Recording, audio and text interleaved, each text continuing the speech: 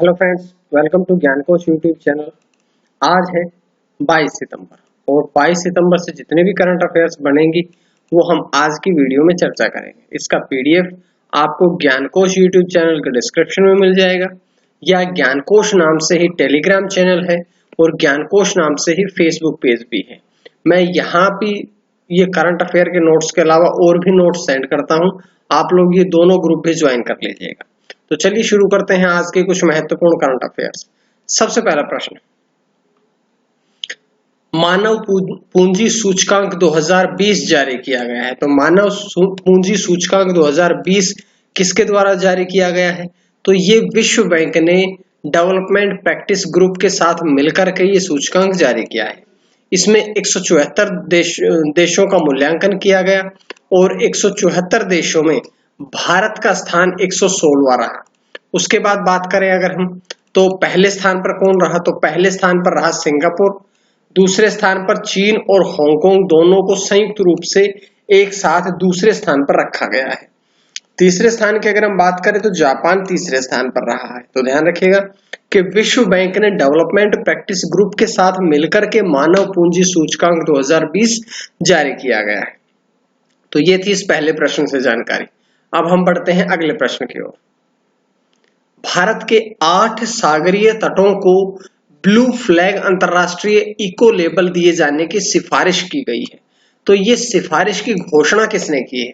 तो इसकी घोषणा की गई है केंद्रीय पर्यावरण, वन एवं जलवायु परिवर्तन मंत्री प्रकाश जावड़ेकर के द्वारा। और जो ये 8 समुद्री तट है, उन 8 समुद्री तटों में सबसे पहले आता है गुजरात का शिवराजपुर, दूसरा है दमन और दीव का घोघला तट, तीसरा है कर्नाटक का कासरगोड, चौथा है कर्नाटक का पदुबिद्री, केरल का कप्पड़, आंध्र प्रदेश का ऋषिकोंडा, ओडिशा का गोल्डन बीच, अंडमान निकोबार का राधानगर तट। तो ये 8 तट हैं जिनको ब्लू फ्लैग अंतरराष्ट्रीय इको लेबल दिए जाने की सिफारिश की गई है। अब ये ब्लू फ्लैग अंतरराष्ट्रीय इको लेबल क्या है? तो ये ब्लू प्रमाणीकरण क्या है, इसके बारे में हम पढ़ें तो ब्लू फ्लैग प्रमाण पत्र जो है वो foundation for environment education Denmark द्वारा दिया जाता है। यह एक अंतरराष्ट्रीय स्तर का मान्यता प्राप्त इको लेबल होता है और विश्व के सबसे अच्छे तट जो माने जाते हैं उन सबसे अच्छे तटों को ब्लू प्रमाणीकरण दिया जाता है। तो ये थी सारी जानकारी इस प्रश्न से। उसके बाद है अगला प्रश्न, आयुष मंत्रालय और महिला एवं बाल विकास मंत्रालय के बीच में समझौता हुआ है। तो इनके बीच में समझौता किस क्षेत्र में हुआ है? पोषण अभियान के तहत कुपोषण को नियंत्रित करने के लिए ही अब भारतीय आयुष मंत्रालय और महिला एवं बाल विकास मंत्रालय के बीच में समझौता हुआ है। अगर यहाँ देखिए, एक प्रश्न यहाँ बार बार पूछा जाता है कि भारत की केंद्रीय महिला और बाल विकास मंत्री कौन है? तो केंद्रीय महिला और बाल विकास मंत्री हैं स्मृति ईरानी। स्मृति जुबिन ईरानी जो हैं वे वर्तमान में भारतीय केंद्रीय बाल और महिला विकास मंत्री हैं। तो ये जानकारी हमने यहां से पढ़ी। उसके बाद है अगला प्रश्न,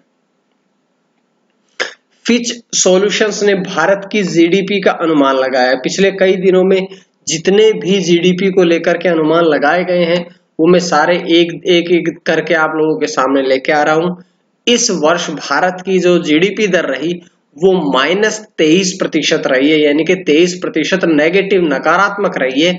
इसी के बाद में वित्त वर्ष फिच सॉल्यूशंस के अनुसार वित्त वर्ष 2020-21 यानी कि इस वर्ष जो अनुमान लगाया गया है वो लगाया गया है 8.6% की गिरावट का, और अगले वर्ष यानी कि 21-22 में 5% की वृद्धि का अनुमान लगाया गया। तो ये अनुमान था जो कि फिच सॉल्यूशंस ने ये अनुमान लगाया है। उसके बाद बढ़ते हैं अगले प्रश्न की तरफ। चिकित्सा क्षेत्र के लिए आईजी नोबेल पुरस्कार 2020 से सम्मानित किया गया है। तो इस पुरस्कार से किसे सम्मानित किया गया है? भारतीय प्रधानमंत्री नरेंद्र मोदी को अब चिकित्सा क्षेत्र के लिए आईजी नोबेल पुरस्कार 2020 से सम्मानित किया गया है। आईजी नोबेल पुरस्कार जो है वो एक व्यंग्यपूर्ण और एक हास्य अनुकृति पुरस्कार है, जिसकी शुरुआत कब से हुई थी?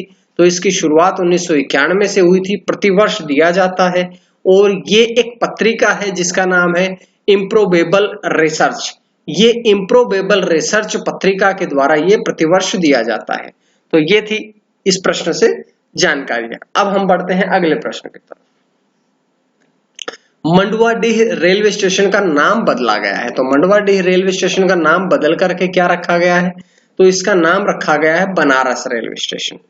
बनारस जो है, और अगर हम बात करें इसकी मंजूरी किसने दी है, तो इसकी मंजूरी दी है उत्तर प्रदेश की राज्यपाल आनंदीबेन पटेल ने।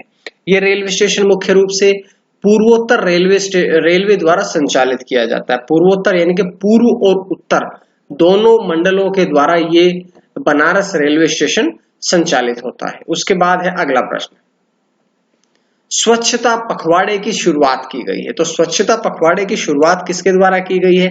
तो इसकी शुरुआत की गई है भारतीय रेलवे के द्वारा। भारतीय रेलवे ने अब स्वच्छता पखवाड़े की शुरुआत की है। ये कब से कब तक मनाया जाएगा?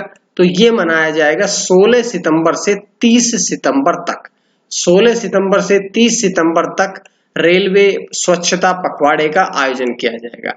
इस दौरान क्या होगा कि जो रेलवे स्टेशन है, ट्रेन की पटरियां हैं, ट्रेन है, कॉलोनियां हैं और अन्य रेलवे प्रतिष्ठान जो है उन सभी की साफ सफाई की जाएगी और स्वच्छता पर विशेष रूप से ध्यान दिया जाएगा। इसीलिए ये स्वच्छता पखवाड़े का शुभारंभ किया गया है। उसके बाद है अगला प्रश्न, bureau of Indian standards BIS। तो ब्यूरो ऑफ इंडियन स्टैंडर्ड्स प्रमाणन प्रदान किया जाएगा। तो ये प्रमाणन पत्र किसके द्वारा प्रदान किया जाएगा? ये किसे द्वारा दिया जाएगा? तो ये Hindustan organic chemicals limited HOCL के द्वारा ये प्रदान किया जाएगा। HOCL जो है वो एक सार्वजनिक उपक्रम है जो कि रसायन और उर्वरक मंत्रालय के अंतर्गत आता है। तो अब ये जो प्रमाण पत्र है वो HOCL के द्वारा प्रदान किया जाएगा। तो ये थी यहां से जानकारी है। उसके बाद आज का अंतिम प्रश्न हम पढ़ते हैं। पूर्व प्रधानमंत्री HD देवगौड़ा ने राज्यसभा सांसद के रूप में शपथ ली है।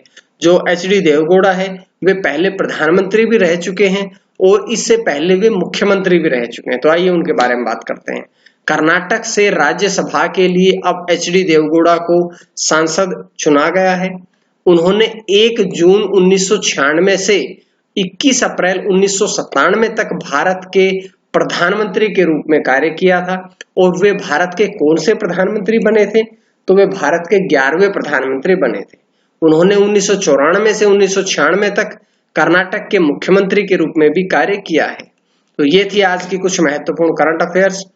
उम्मीद है आप सभी को पसंद आई होगी, और अगर पसंद आई तो आप लोग ज्ञानकोश यूट्यूब चैनल को सब्सक्राइब करें ताकि आपको डेली इसी प्रकार से वीडियोस मिलती रहें। इसका PDF आपको ज्ञानकोश यूट्यूब चैनल के डिस्क्रिप्शन में मिल जाएगा, या ज्ञानकोश नाम से ही टेलीग्राम चैनल है और ज्ञानकोश नाम से ही फेसबुक पेज है, वो भी आप लोग ज्वाइन कर लीजिएगा। आज के लिए इतना ही। मां सरस्वती की कृपा आप सभी पर बनी रहे। आप सभी का बहुत बहुत धन्यवाद।